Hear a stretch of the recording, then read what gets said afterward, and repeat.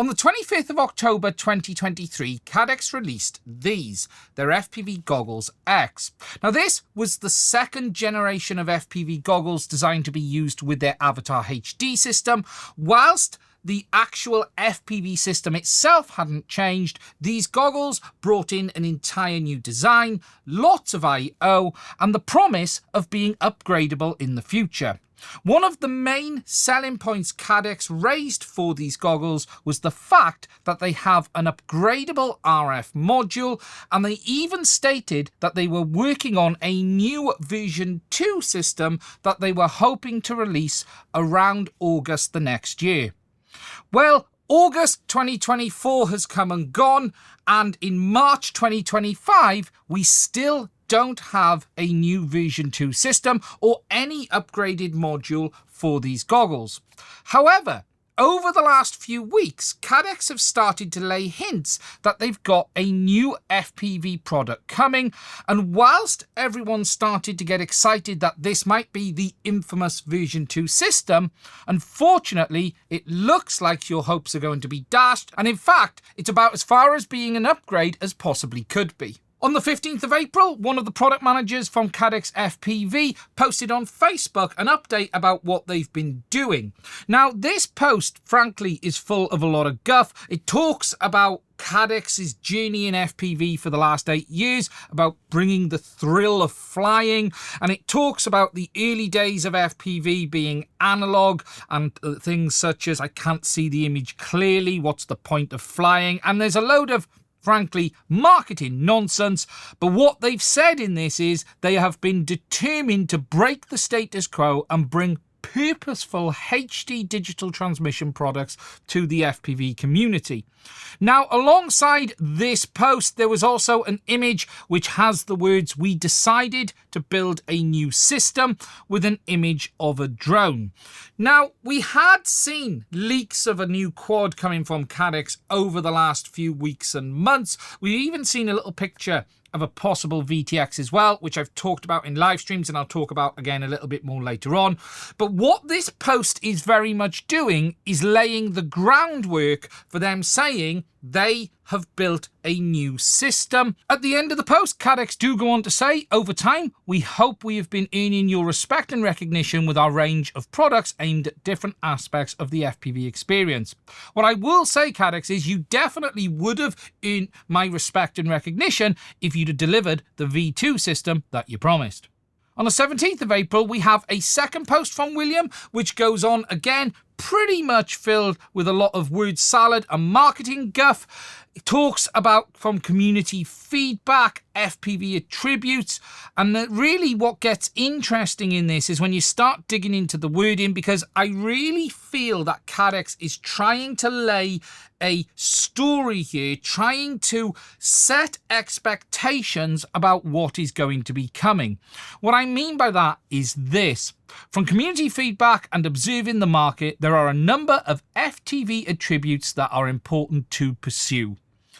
Visual fidelity, glass-to-glass latency, physical size, weight and robustness, and cost. From entry level to racing to cinematography, different needs and scenarios demand different things.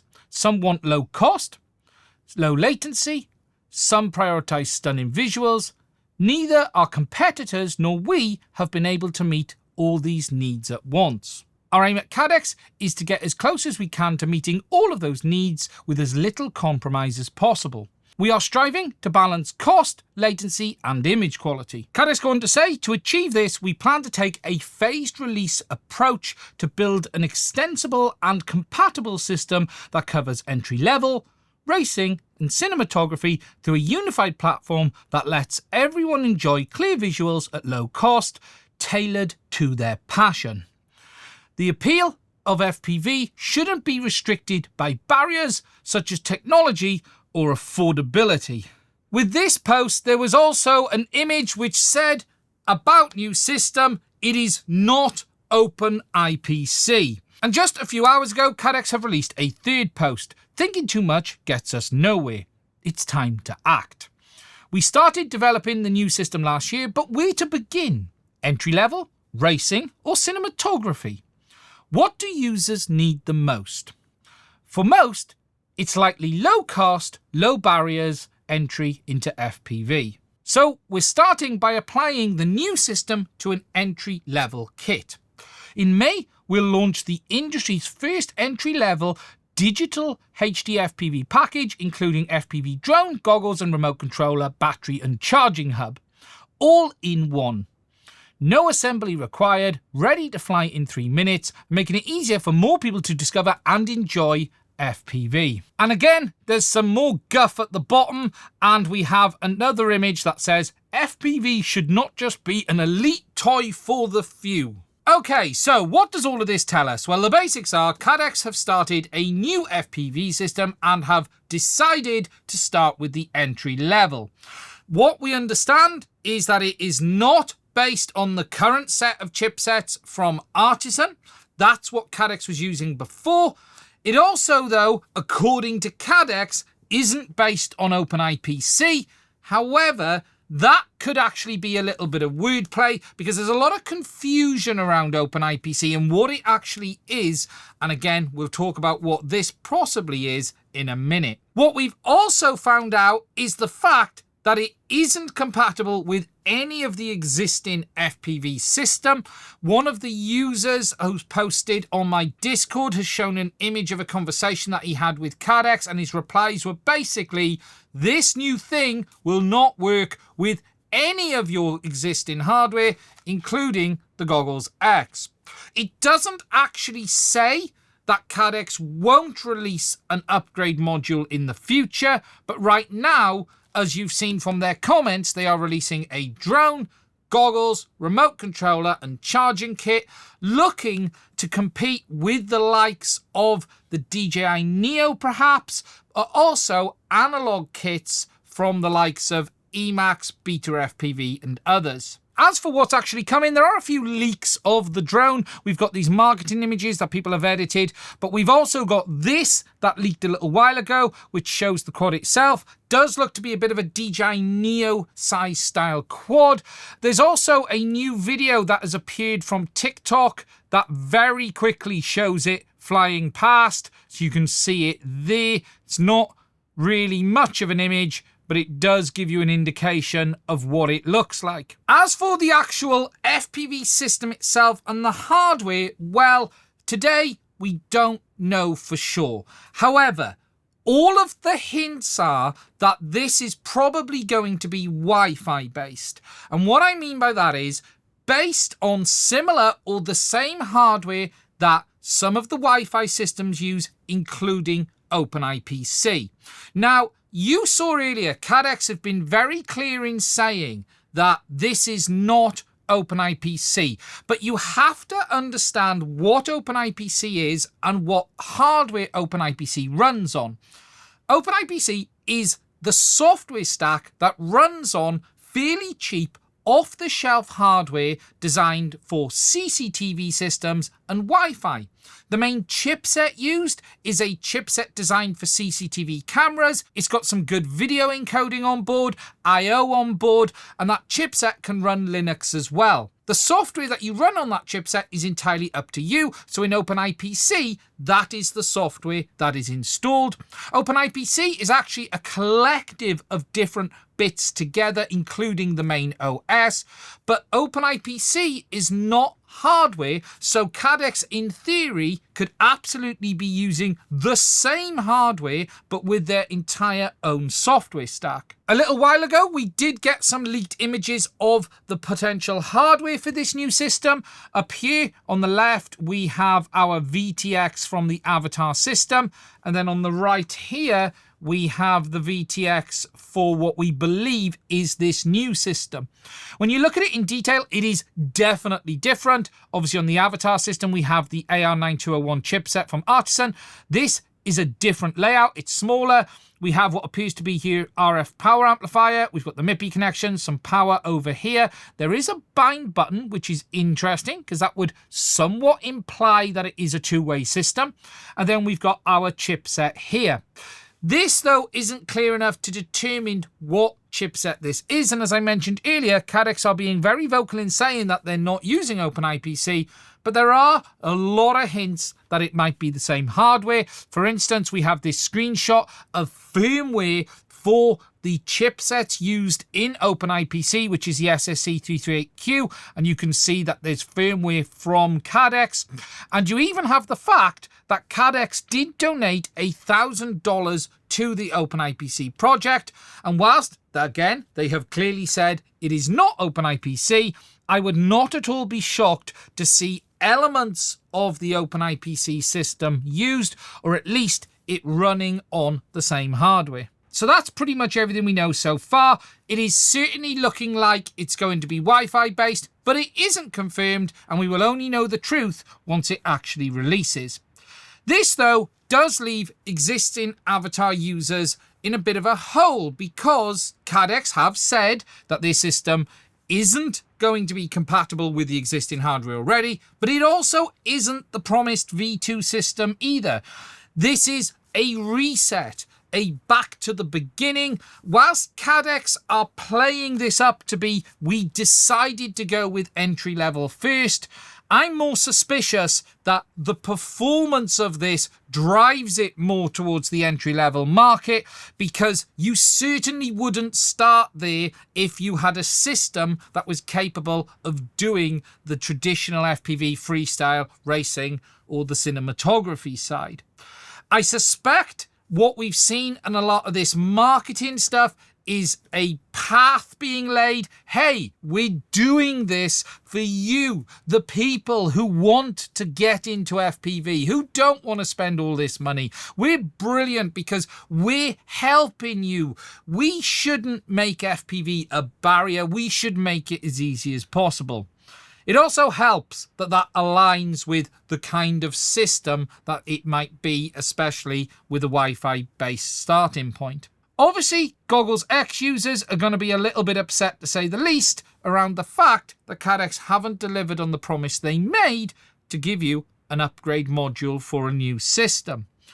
Cadex can sit back and say, hey, but this isn't a new system for you. But the truth is, they have not delivered what was a very big marketing point for this product.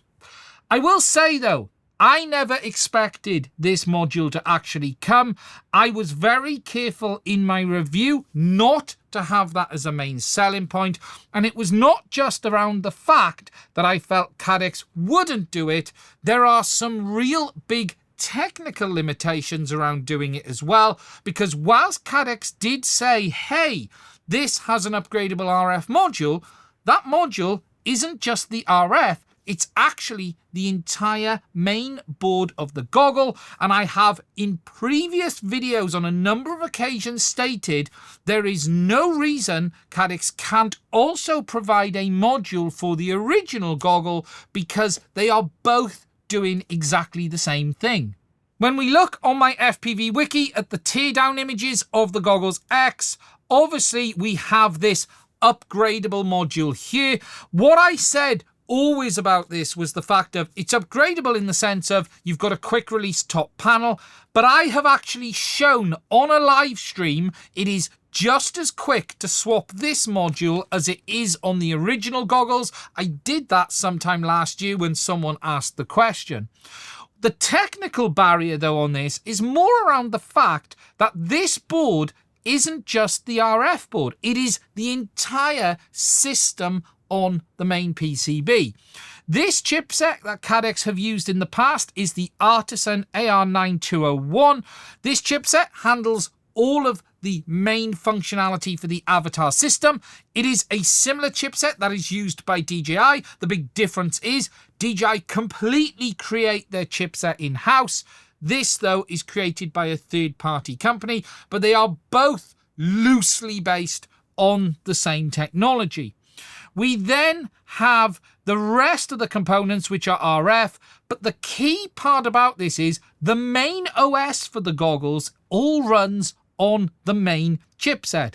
Cadex have built up their Avatar system on top of the Artisan SDK software, which is Linux, but they would have to create an entire new software stack again for these goggles to be able to do it. And whilst that's certainly not impossible, it is quite a big task, and that is likely the reason that we haven't seen a module, especially early doors, being released for this new system. As for why didn't we get a V2 system with what we all assumed Cadex would do, and that is use a later generation chipset from Artisan, the truth is we just don't know. Artisan provide Cadex their chipset. It's possible that is no longer going to be the case. Cadex may not want to work with them. They may want to work with Cadex. Cost will absolutely be a factor because this is Artisan's IP. It is their product.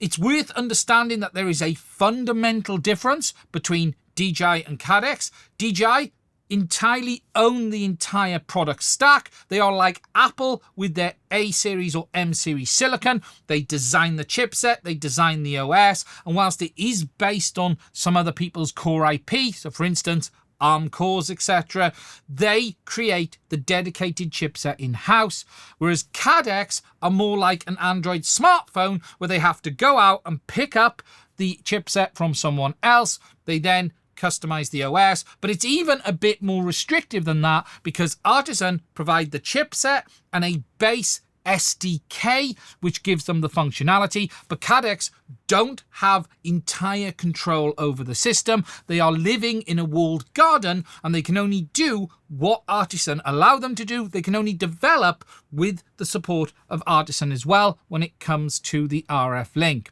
Now, just a final note on this all. I'm not actually shocked at all in what we're seeing here.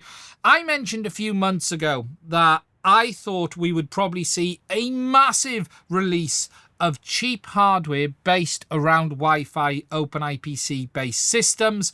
We've started to see that happen. We've got RunCam releasing their OpenIPC compatible hardware, but it's not just OpenIPC. It works with Ruby. It'll work with anything based on that hardware. We've got this new system that is starting to appear as well, which I'm hoping to talk about in the near future. And now we've got what appears to be Cadex definitely pushing in that direction, not confirmed, but if it is that, we're seeing a real proliferation of lower cost digital FPV, but a warning is needed here because low cost cheap FPV in itself isn't necessarily a good thing. These systems do have to work properly. They do have to offer something that is a benefit to users. And as you saw in my initial review of this, things are far from what we have today right now. And the truth is, we're probably going to end up in this period for the next year or so with a ton of cheap hardware hitting the market that works just, but the existing systems based around WiMAX LTE, they are the ones that most people will get the best performance on. I sincerely hope we see the Wi-Fi, OpenIPC, Ruby, and all others get to this point. But my honest opinion remains today, I don't think it's going to happen anytime soon. And I suspect once we actually see this from Cadex and some of the others, things will remain a little bit challenging in that area. And it's going to take a lot more time before we see this stuff develop near to the point that we've got used to with the current generation. Now, that's it from me. I hope you found it interesting. Let me know what you think in the comments section. If you'd like to support the channel to allow me to keep making content like this, where I don't care what I say about a manufacturer. My job is to inform you with what I believe is the truth, what my opinion is. You may not always agree with it, but it comes from my opinion, a place of honesty. And if you'd like to support us in that, please do check out the links to my Patreon as well as buy me a coffee. It is only through the support of my Patreons on this channel am I able to make content where I can say what I want about a manufacturer and not have to worry about any kickback. If they don't want to send me a product, they won't send it. I can go and buy it through the support you give. And if you'd like to support us in continuing to do that, please do consider checking it out. I want to say a huge thank you to every single Patreon for all of the support you have given. That's it from me. Stay safe. I will speak to you soon.